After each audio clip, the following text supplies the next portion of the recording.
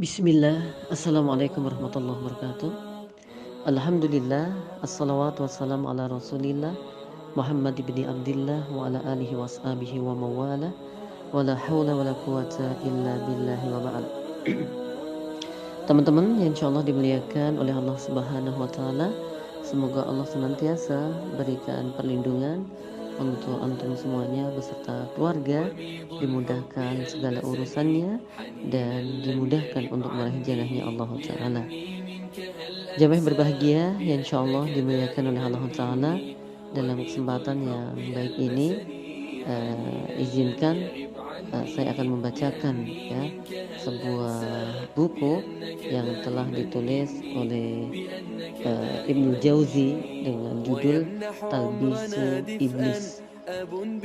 Saya ambilkan dari banyak kisah di sini satu kisah yang terkait dengan nasihatnya iblis kepada Nabi Musa alaihi salatu wassalam. Jemaah yang insyaallah dimuliakan oleh Allah Ta'ala, Abdurrahman bin Ziyad berkata, suatu ketika Musa alaihissalam duduk di salah satu majelisnya. Datanglah kepadanya iblis dengan menggunakan mantel yang menutupi kepalanya dengan warna yang bermacam-macam. Ketika dia mendekat kepada Musa alaihissalam, kemudian dia lepaskan mantelnya, dia letakkan di hadapan di dekatnya, dan kemudian di hadapan Nabi Musa iblis berucap, Assalamualaikum ya Musa. Kemudian Nabi Musa alaihissalam bertanya, siapa kamu? Iblis menjawab, aku iblis. Musa alaihissalam berkata, semoga Allah tidak menghidupkanmu. Apa maksud kedatanganmu? Iblis berkata, aku datang untuk mengucapkan salam kepadamu, mengingat derajat dan kedudukanmu di sisi Allah Ta'ala. Musa alaihissalam bertanya, apa perbuatanmu selama ini? Iblis menjawab, aku menyambar hati anak cucu Adam. Musa alaihissalam bertanya, apakah perbuatan manusia yang menyebabkan kamu menguasainya? Iblis menjawab, apabila dia kagum terhadap dirinya sendiri, menganggap banyak amalannya, serta melupakan dosa-dosanya. Aku peringatkan kamu agar mewaspadai 3 hal.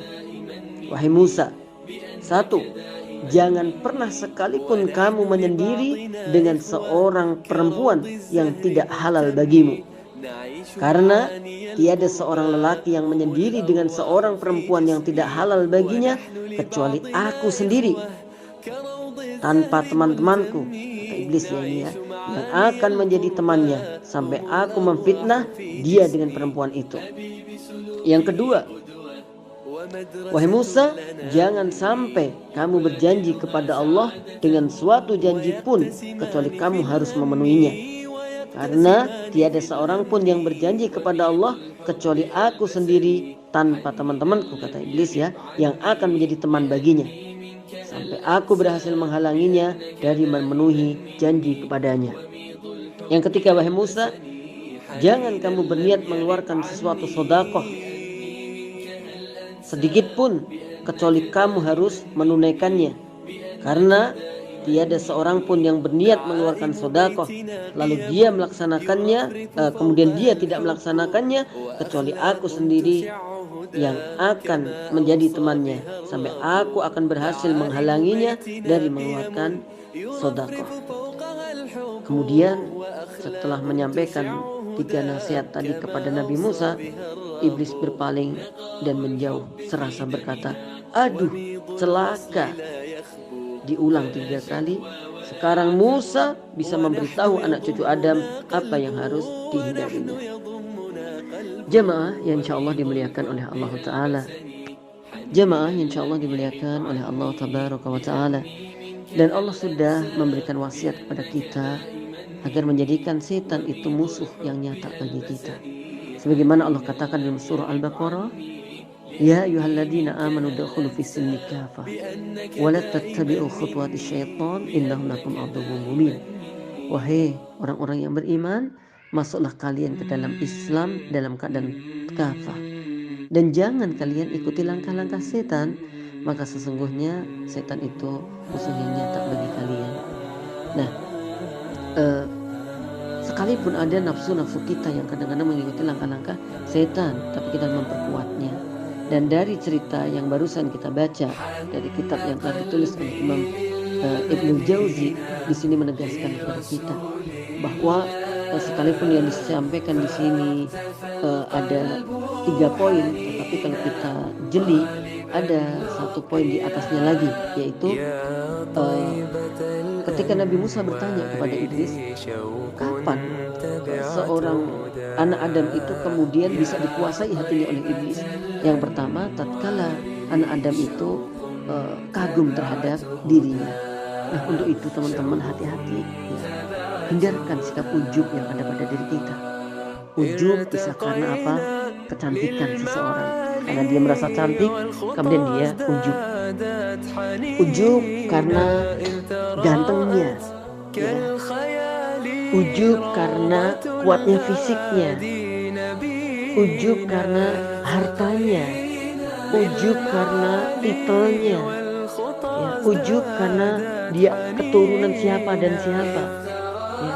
Atau bahkan kadang-kadang iblis mentalbiskan ujub itu dengan seolah-olah dia itu soleh gitu. Aku ini kayaknya hafalannya paling banyak deh, aku ini hafalannya paling bagus, dan seterusnya. Hati-hati, jangan, insya Allah dimuliakan oleh Allah Ta'ala.